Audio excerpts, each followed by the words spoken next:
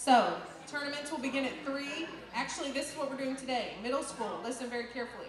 Your basketball tournament is going to start at 2:30, not 3. Because we need to use the basketball court for both dodgeball and basketball. So, you don't want none. Woo! Good job. Is that not in? Did that count?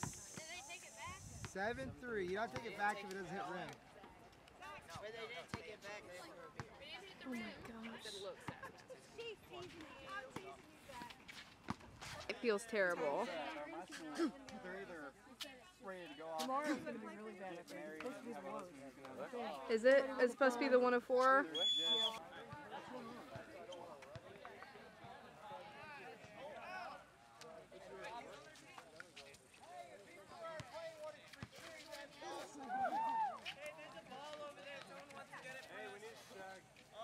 I'm just running through the back.